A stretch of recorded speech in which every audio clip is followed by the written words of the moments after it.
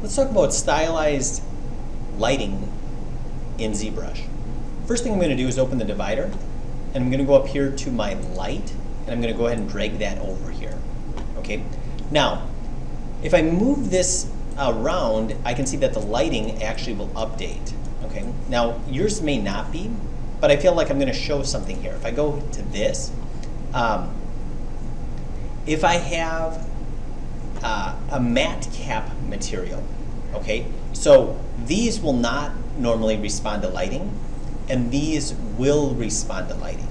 Okay, so if I go to like matte cap gray, for example, now if I move this around, actually it looks like it is responding, but I feel like sometimes it will not respond to lighting. And if I go to these down here, the standard materials, now I can see that that does respond to lighting. Okay, so again, if your lighting doesn't seem like it's working, make sure that you adjust your material. And even not all standard materials will even work either. So I feel like, again, just kind of play with that and see which one looks like it's working best for you. Okay, now once we have that, this is our, I'm going to call it our default light, and this is our light switch. I'm going to turn that off, and you can see that I turned off all the lights in the room. Now I can go to another light switch, and I can click on it to select it, and then I can click on it again to turn it on. And you can see that I introduced a new light into the scene, and I can kind of move this light around. I could change this light intensity right here. And maybe I want kind of a dramatic effect, so maybe I want the background to be different too. So I'm going to go to Document, and back here, I'm going to go ahead and select a really dark background, and then Document, back. Okay. Now I can see I could get this really dramatic, like one-point lighting if I wanted to, like this. Let's say I had a scary character. Okay. If I want backlighting, I just hit Alt and click on this sphere, and it's going to change. So I feel like if I hit Alt and click, now my light is from behind. Okay, and I can move it on the other side of the sphere. If I hit Alt, now it's back to the front. And if I wanted more lights, okay, so I can see that this is one light. And by the way, I could change the color of this light to any color I want. Okay, so a hint of blue. Now if I want to add another light, I can choose any of these other ones. And remember, this is the kind of the default one. I'm going to go to this one. I'm going to click twice to turn this one on. Now I have another light from this angle. And again, I can have this light any color I want. Okay.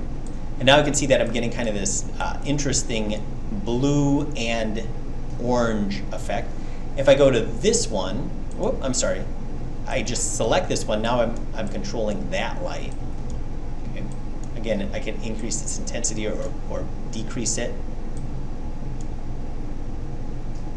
Maybe the background, I don't want it as dark, so maybe I bring this up, Document, back. No, I want it darker than that though. Let's see.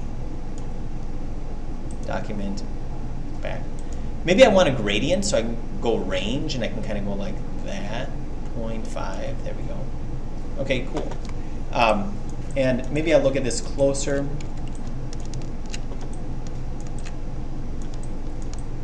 I can see that, again, if I wanted to add another light, I could. If I wanted to turn a light off, I can just turn that off by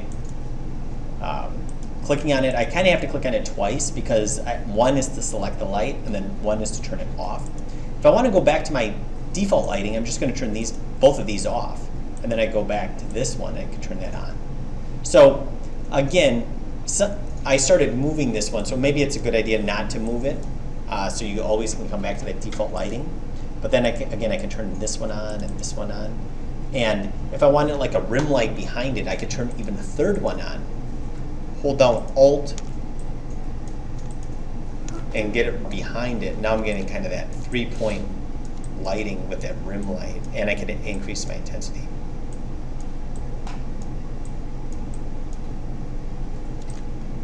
Okay, so that's kind of cool. Then maybe if I render it out, I'm getting the full effect. And I could play with that. Maybe it would look cool also if I didn't have any materials on it.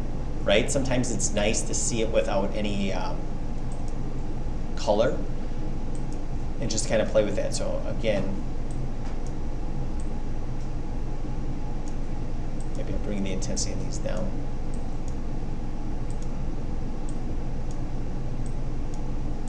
Oh, I like that rim line.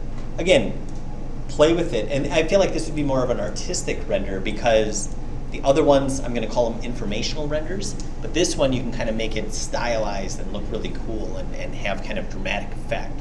So again, lights can play a big part of your presentation.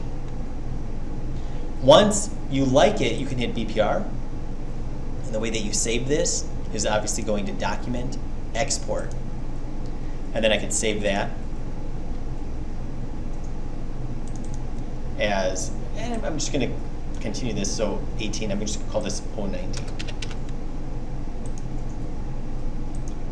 Okay.